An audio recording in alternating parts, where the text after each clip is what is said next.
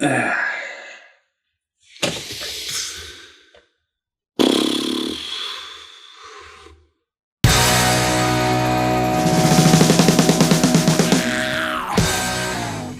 up, boys and girls? Welcome back to Redwood RC. We're back on the bench today with the Deadbolt, and we're here to make some cheap budget upgrades that everybody can do real quick, real simple, that are gonna make your truck much, much better. Last time you saw this truck, we were making some DIY billet bumper mounts that I think are gonna make this truck a lot stronger, a lot more durable. We also tucked in that front bumper a little bit so that we got a little bit better approach angle, which this truck desperately needs. A couple other things this truck really needs are some electronic upgrades. It needs a smoother, more torquey motor, for sure, with some better low-end crawling ability. Eventually, I do want to go brushless, but I'm not really sure what system to go with yet, so we'll get to that bridge when we get there. It needs a more torquey steering servo. Sometimes it gets a little bit hung up. The stock servo that it comes with isn't too bad, but it could always use a little bit better servo. And so far, I've only been running this truck on a 2S battery, so it's only got the advantage of 2S. It is 3S capable, so why not volt it up a little bit? So let's take a look at some of the budget upgrades that I got for this truck that I think are really gonna take it to the next level.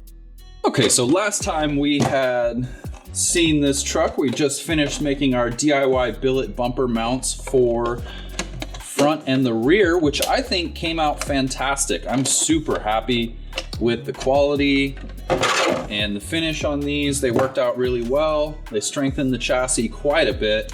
I'm really excited. Now at this point, my biggest gripe with this truck is the electronics. We got a couple of different issues going on and they all are sort of related to each other.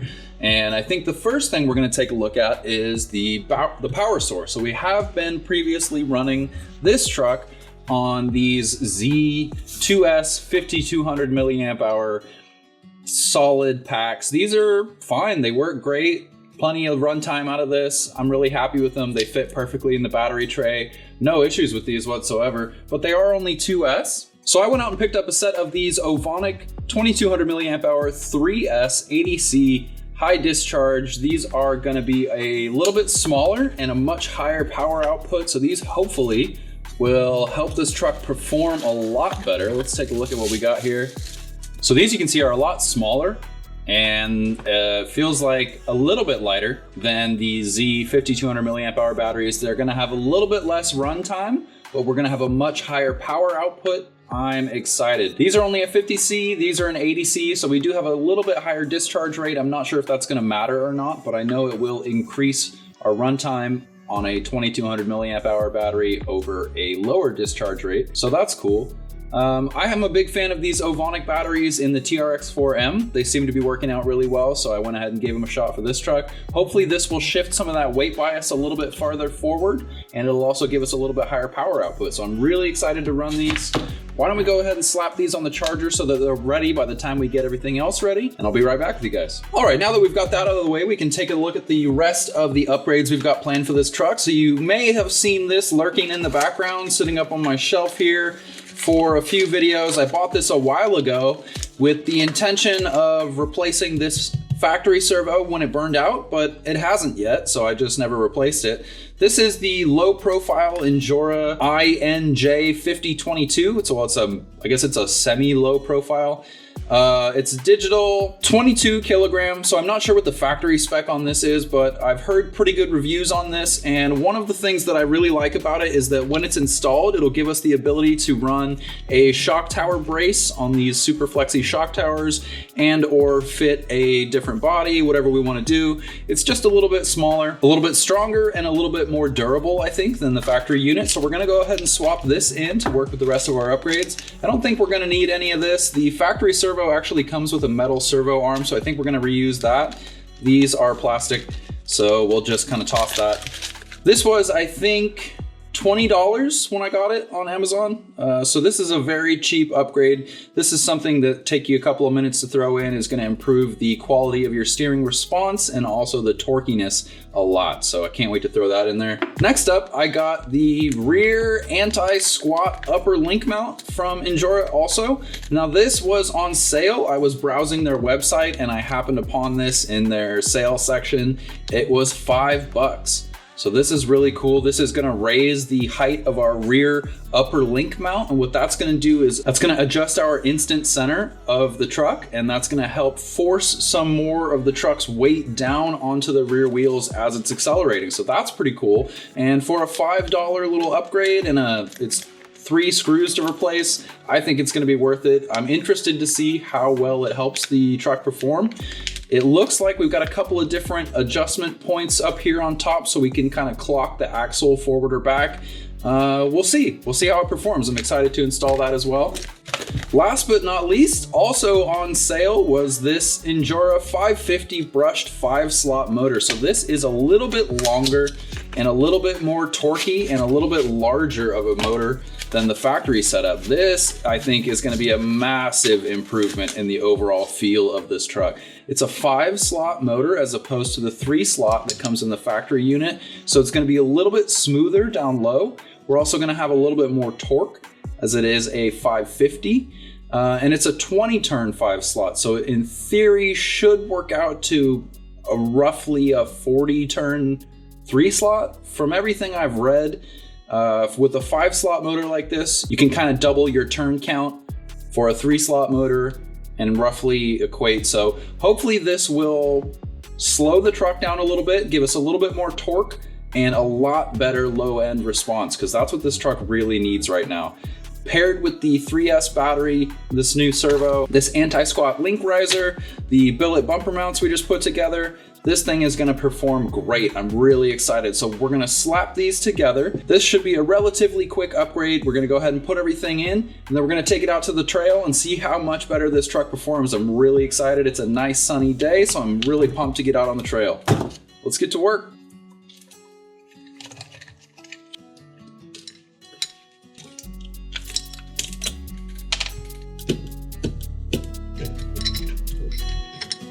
This is taking forever.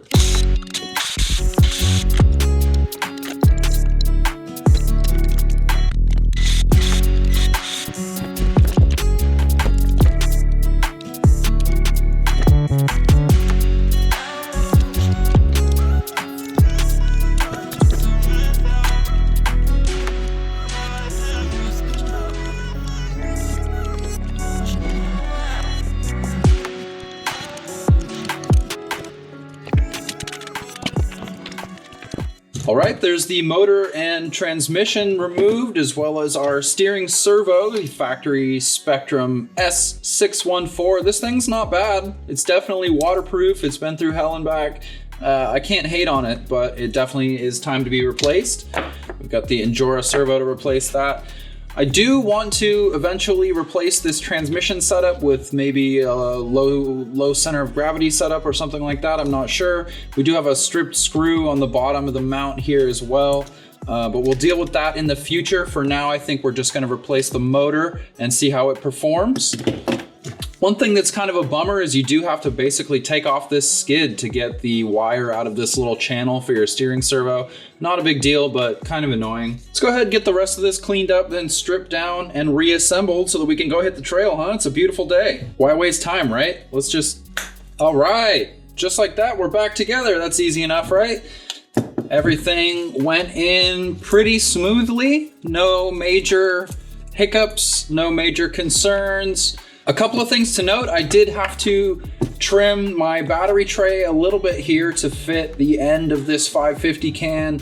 It just needed a little bit of the corner trimmed out. I can still run these 5200 milliamp hour 2S packs just fine because they don't take up the whole battery box.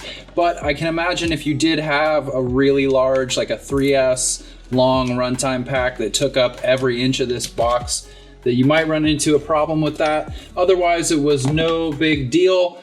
I did also have to run out to my local hobby shop and pick up an aluminum servo horn for this Endura servo. Shout out to Jake's Performance Hobbies. They just hooked me up with one. I drove all the way over there and they decided I needed it for free. So that was pretty cool of them. The servo horn that came with the factory Spectrum servo is a 23 tooth servo. Not sure if you can see that there.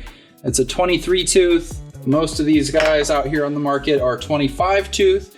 So I had to get a new servo horn that would fit that. I was not willing to rely on the plastic servo horn. The steering link that I got is a little bit short, so I'm running an extra ball joint in between the servo horn itself and the steering link just to not put any additional stress on the steering for no reason. I'm still missing a screw in my transmission. If I can find one that's a little bit longer, I can probably thread some of it in there, but I am gonna, like I said, gonna replace that transmission pretty soon. Otherwise, everything went very smooth. We've got the new 550 can motor in there. You can see it's a bit longer, a bit larger than the 35 turn Dynamite, but I'm happy to get rid of this thing, and I'm happy to have the new steering servo in place. So why don't we get the wheels and tires and the body back on? We'll throw those new batteries in there and we'll go hit the rocks.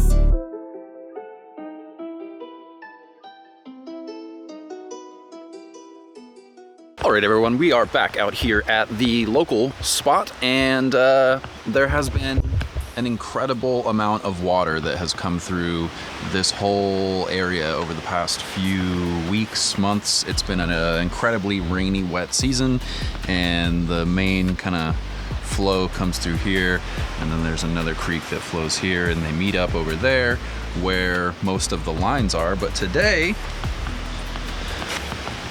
we're here with the deadbolt, and so you might notice it's a little bit dirty already. I've had it out here previously, and the endpoints on the new servo needed to be adjusted, which I didn't think I could do.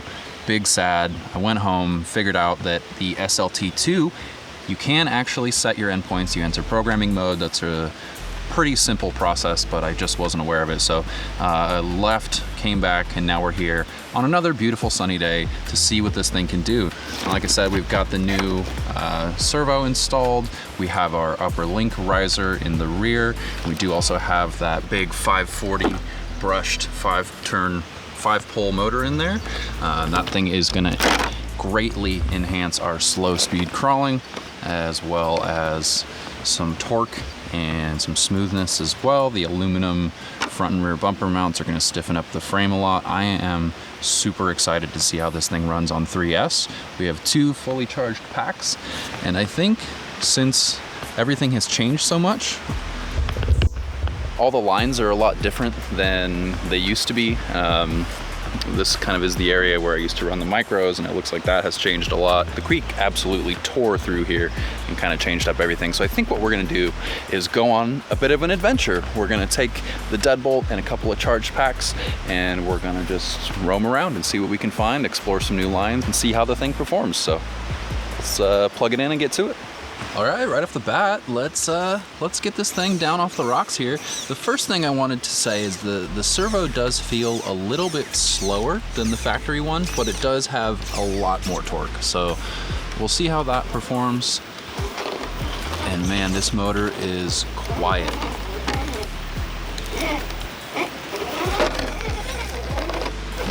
Much quieter than the factory setup. I'm super pumped about that.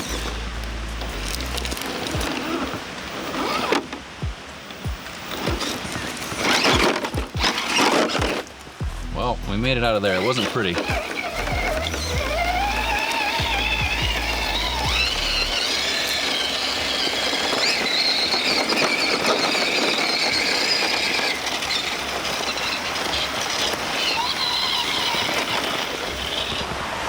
So this is kind of the first section that I think we'll go through here. You can see the creek has absolutely tore through here, pushed all these branches and logs and everything over the water. I'm pretty sure, yeah, you can see it came all the way up to here. So all this was completely underwater at one point. So let's go see how it's changed. This massive boulder was definitely not in that position previously. So let's get down here and see how it's changed.